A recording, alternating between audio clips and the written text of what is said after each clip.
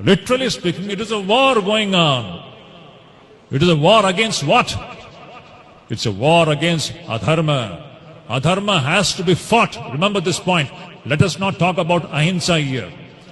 Somebody came in the last century and he made unconditional practice of ahimsa a compulsory thing which has literally weakened this country. What we want is strength, capacity to resist evil. Swamiji has spoken about this very wonderfully. Ahimsa can be, absolute ahimsa can be practiced only by a small number of people. And for the common man and the common woman, remember, we should learn to resist evil. Whenever there is adharma, we should learn to resist it. There are three situations, especially in my assessment, which is very important. We have to fight back and not talk about ahimsa in three situations. Number one, when our country is in danger, what will you do? You will talk about ahimsa? When our rashtra, when our country is in danger, you will sit and talk about ahimsa? You have to fight back. Number one, for fighting back, you need Shakti. Is it not? Can you fight back because without Shakti?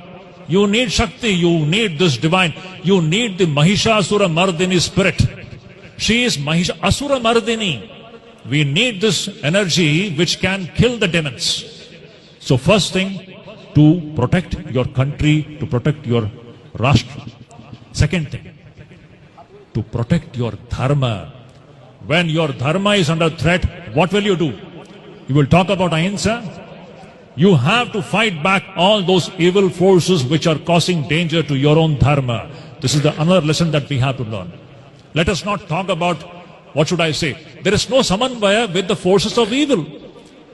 This is dharma samanvaya, not adharma samanvaya. I always say this. Samanvaya is not with the forces of adharma. There cannot be any friendship with forces of adharma. Adharma has to be vanquished in whichever form it is. Number three, when the honor of our daughters and sisters are in danger. Tell me, when the honor of our own daughters and sisters are in danger, will you be talking about ahimsa?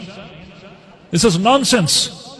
You should learn to fight back, to preserve the honor of our own daughters and sisters and wives. Is it not? So ahimsa, the practice of ahimsa, it is conditional. It depends upon the circumstances and situations. In all situations, you cannot do that. For the common man, the teaching is you have to resist evil. And if you have to resist evil, you need Shakti. Now, this is the great message that we have to actually learn from the Shakti Puja. To wind up this talk, I'm not going to drag it any further. This great Maharaj is so kind. Actually, I am feeling a little uncomfortable because the puja is going on there. See, my dear devotees, we have to remember this point. So this ahimsa, we have been deluded with this idea. India has become weak because of that. Our neighbors have been hitting us repeatedly and we have been just sitting quiet. It is only in the last 10 years that we have learned to give it back.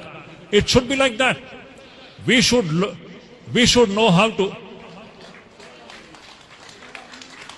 We should know how to protect our country, number one, Rashtra. We should know how to defend our dharma, Sanatana Dharma. Attacks on Sanatana Dharma is happening continuously. Are you going to keep quiet? Wherever our dharma is attacked, you have to condemn it. You have to resist this evil. And lastly, as I said, when the honor of our own sisters and daughters are in danger, please don't talk this nonsensical idea of ahimsa. You have to fight it back. And for all this, my dear devotees, you need Shakti. Without Shakti, it is impossible. We have to be united. That is why Swami Vivekananda said, without Shakti, there is no regeneration for the society.